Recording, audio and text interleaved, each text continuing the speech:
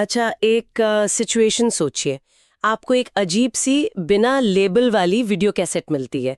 आप उसे वीसीआर में डालते हैं और स्क्रीन पर कुछ कुछ अजीब डरावनी तस्वीरें चलती हैं। जैसे ही टेप खत्म होती है, फोन बजता है।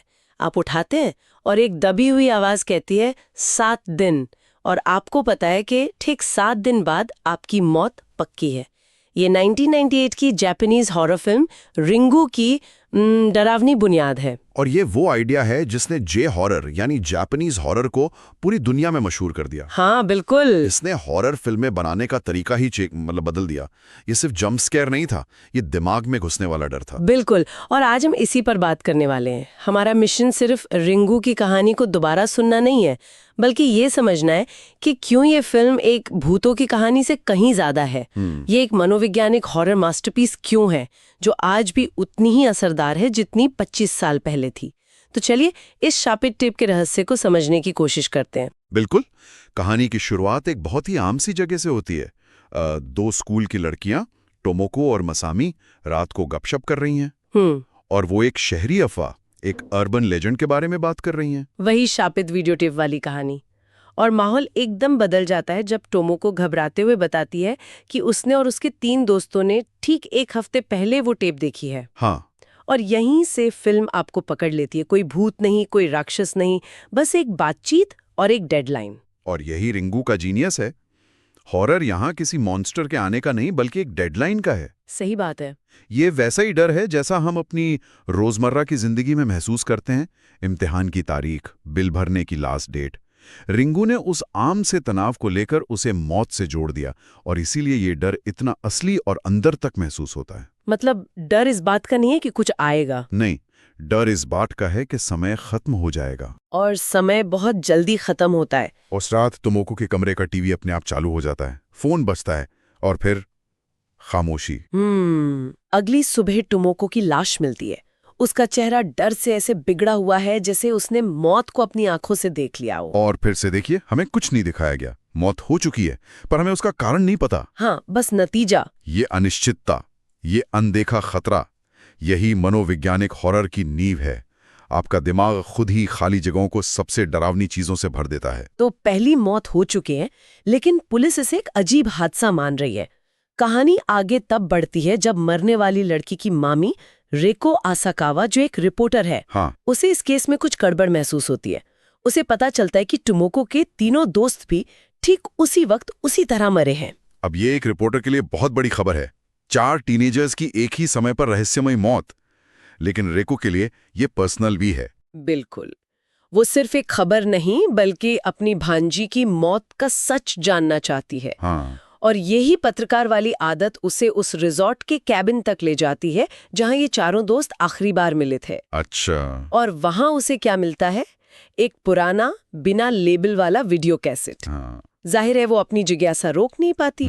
वो टेप देखती है और जैसे ही टेप खत्म होती है, फोन बजता है। 7 डेज। अब वो खुद कहानी का हिस्सा है। और शाबित वीडियो के बारे में बात करना जरूरी है। वो कोई कहानी नहीं सुनाता। वो बस कुछ बिखरी हुई अजीब तस्वीरें हैं। हाँ, बहुत अजीब। समुद्र की लहरें, आईने में कंघी करती एक औरत, एक आदमी जिसका चेहरा ढका है, और सबसे जरूरी एक कुआं। वो कुआं।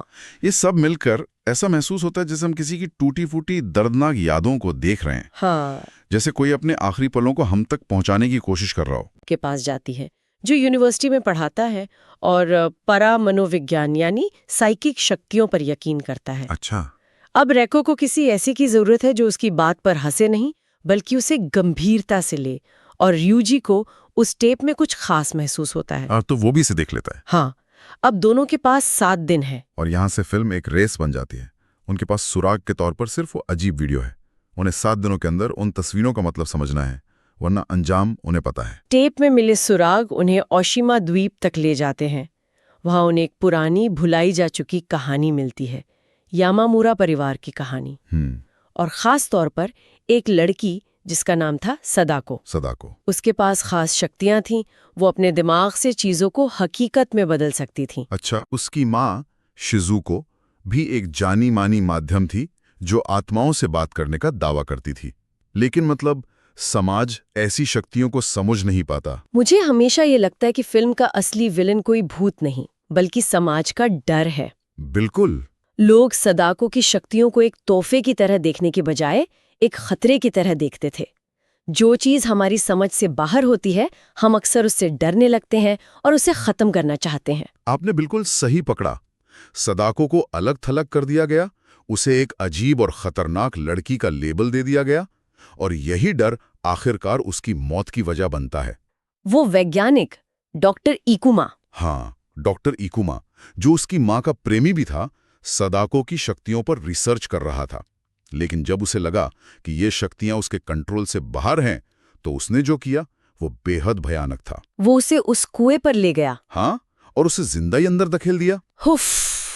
और ये कोई पल भर में हुई मौत नहीं थी। नहीं, यही इस कहानी का सबसे दर्दनाक हिस्सा है। सदाको उस अंधेरे ठंडे कुएं में कई दिनों तक जिंदा रही। बाप रे! वो बाहर निकलने की कोशिश करती रही, अपने नाखूनों से कुएं की दीवारों को खरोंचती रही। सोचिए उस अकेलेपन, उस दर्द और उस नफरत को।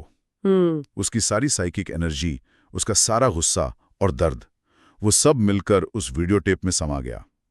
वो टेप सिर्फ एक रिकॉर्डिंग नहीं है, वो सदाको की मौत का अनुभव है। अच्छा। जो भी उसे देखता है, वो उस दर्द को अपने अंदर महसूस करता है। तो जब रेको और यूजी को ये सच पता चलता है, उन्हें लगता है कि हल मिल गया। हाँ, अगर सदाको की आत्मा भटक रही है तो उसका अंतिम संस्कार कर दो, उसे शांति मिल जाएगी। ये हॉरर फिल्मों का क्लासिक नियम है। हाँ, और फिल्म यहाँ दर्शकों के साथ एक बहुत चालाकी भरा खेल खेलती है। रेको और यूजी उस कुएं को ढूंढ निकालते हैं। रेको कुएं में उतरती है और 7 दिन की डेडलाइन खत्म होने से कुछ ही पल पहले उसे सदाको के अवशेष मिलते हैं। और रेको बच जाती है, वो जिंदा है। हाँ, उन्हें लगता है कि शाप टूट गया, बुरा सपना खत्म हो गया। दर्शक भी राहत की सांस लेते कि चलो सब ठीक हो गया। लेकिन रिंगू एक पारंपरिक हॉरर फिल्म नहीं है।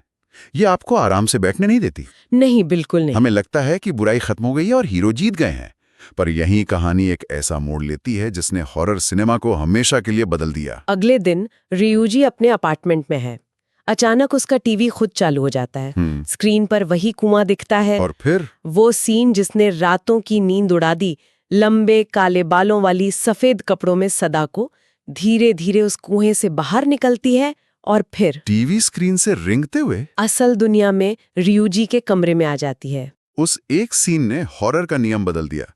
अब तक स्क्रीन एक सुरक्षित दूरी थी, एक खिड़की जिससे हम खतरे को देखते थे। रिंगू ने कहा, नहीं, अब स्क्रीन भी सुरक्षित नहीं है, खतरा तुम्हारी दुनिया में आ सकता है। और वो इतनी डरावनी लगती कैसे है? मजे की बात यह है कि जिस एक्ट्रेस ने सदाको का रोल किया था, वो असल में एक काबुकी थिएटर आर्टिस्ट थीं। उनकी वो अजीब टूटी फूटी चाल कोई स्पेशल इफेक्ट नहीं थी। अच्छा? उन्होंने फिल्म को पीछे चलाकर उस पर उल्टा चलकर वो सीन किया था, जिससे वो इतनी अननेचुरल और डरावनी लगती है। वाकई, ये तो कमाल की जानकारी है। तो रियूजी की मौत हो जाती है और रेको को समझ आता है कि वो पूरी तरह गलत थी, शाप टूटा नहीं है। नहीं, तो फिर वो जिंदा क्यों है? और यही फिल्म का असली दिमाग घुमा देने वाला सच सामने आता है। सदाको की आत्मा को शांति नहीं चाहिए थी। उसका दर्द इतना ज्यादा है, उसका गुस्सा इतना गहरा है कि वो खत्म नहीं हो सकता। वो एक वायरस की तरह है। वायरस? हाँ, और वायरस का मकसद क्या होता है? सिर्फ फैलना, एक से दूसरे तक।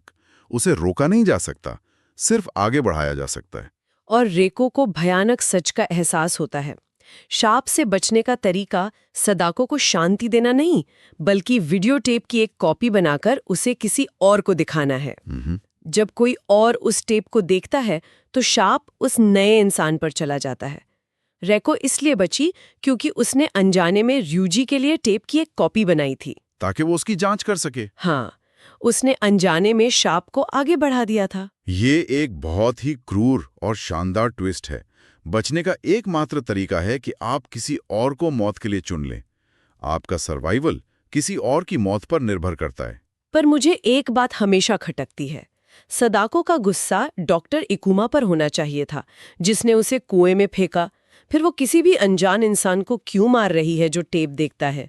क्या ये सिर्फ अंधा गुस्सा है? ये बहुत अच्छा सवाल है। मुझे लगता है कि ये अंधा गुस्सा नहीं है, ये दर्द का स्वभाव है। जब किसी को बहुत गहरा जख्म मिलता है तो वो दर्द सिर्फ उस इंसान तक नहीं रहता जो उसे देता है। वो दर्द बाहर फैलता है और जो भी उसके संपर्क में आता है उसे महसूस करता है। सदाको का शाप सिर्फ बदला नहीं है, वो अपने दर्द को पूरी दुनिया में फैलाने का एक तरीका है। वो चाहती है कि सब महसूस करें जो उसने महसूस किया। और कहानी का सबसे बड़ा झटका अभी बाकी है।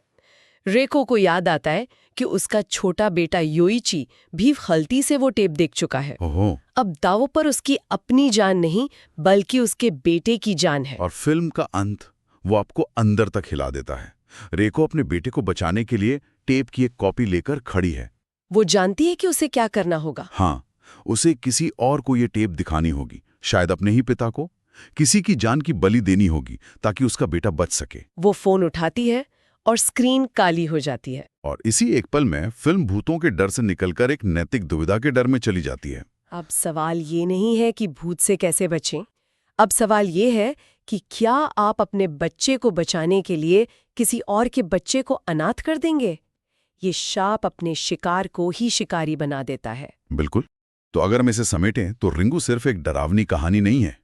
ये इस बात का प्रतीक है कि कैसे दबा हुआ दर्द और गुस्सा एक वायरस की तरफ फैलता है जिसे कोई रोक नहीं सकता। एक नफरत का चक्र। हाँ, जो एक से दूसरे तक फैलता जाता है। और इसकी तुलना आज के डिजिटल दौर से करना कितना दिलचस्प है। जैसे सदाको का शाप एक वीडियो टेप से फैलता था, वैसे ही आज नफरत, गलत जानकारी और गुस्सा मीम्स, वायरल वीडियोस और सोशल मीडिया पोस्ट के जरिए फैलता है। सही बात है।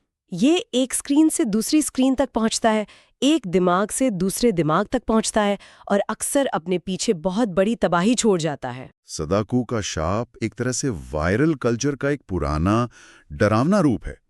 यह हमें दिखाता है कि कैसे एक आइडिया, चाहे वो कितना भी जहरीला क्यों ना हो, जब एक बार फैलना शुरू हो जाता है तो उसे रोकना लगभग नामुमकिन हो जाता है। क्या बात है। और फिल्म हमें एक आखिरी परेशान करने वाले सवाल के साथ छोड़ जाती है जिसका कोई जवाब नहीं है।